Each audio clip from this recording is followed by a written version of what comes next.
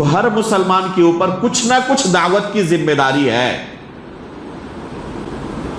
اپنے لیول کے حساب سے ایک انسان دعوت کا کام کرے.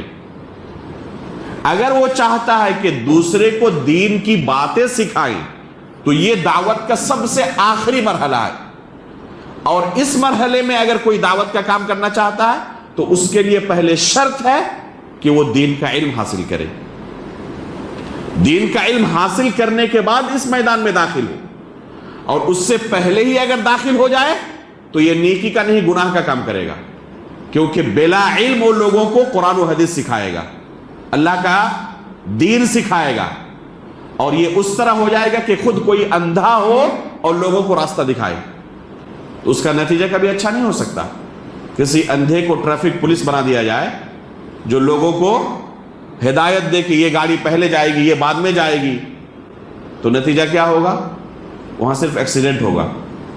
تو یہی حال ہوگا کہ اگر کوئی شریعت کا علم حاصل نہیں کیا ہے اور لوگوں کو دین سکھا رہا ہے.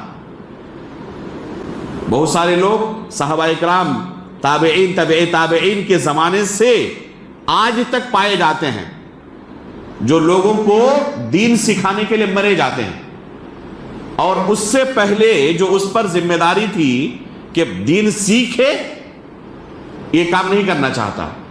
ذاتی مطالعے سے کچھ چیزیں پڑھ لیا, رٹ لیا, اور اب لوگوں کو دین سکھانا چاہتا ہے. تو یہ طریقہ بالکل بھی درست نہیں. امام ابو الزناد رحمہ اللہ فرماتے ہیں, ادرکت بالمدینۃ مئۃ کلھم مأمون لا یؤخذ عنہم العلم یقال لیس من اہلی. مدینے کے اندر جو اس زمانے میں علم کا مرکز تھا, یہ خیر القرون کا دور ہے جب تمام کے تمام کبار علماء اس امت کے تابعین, تبع تابعین کے موجود تھے اور لوگوں کو دین سکھانے کے لیے وقف تھے. مدینہ علم کا مرکز کہا جاتا تھا. وہاں پر حالت یہ تھی کہ ایک دو کی تعداد میں نہیں, سینکڑوں کی تعداد میں ایسے لوگ بھی میدان میں موجود تھے جو لوگوں کو جاتے تھے حدیث رسول سکھانے کے لیے, لیکن لوگ بھاگتے تھے ان سے حدیث نہیں لیتے تھے. کیوں؟ کہا جاتا کہ یہ اہل علم میں سے نہیں ہے. لا یؤخذ العلم الا امن شہد له بالطلب. کہتے ہیں کہ دیکھو, کسی سے علم لینے سے پہلے یہ جانچ لو کہ حقیقت میں وہ بھی کبھی طالب علم تھا یا نہیں تھا. اگر اس کے بارے میں گواہی دی جا رہی ہے کہ ہاں ایک زمانے تک طالب علم رہا ہے, اب جا کر معلم بنا ہے, تو علم لو اس سے.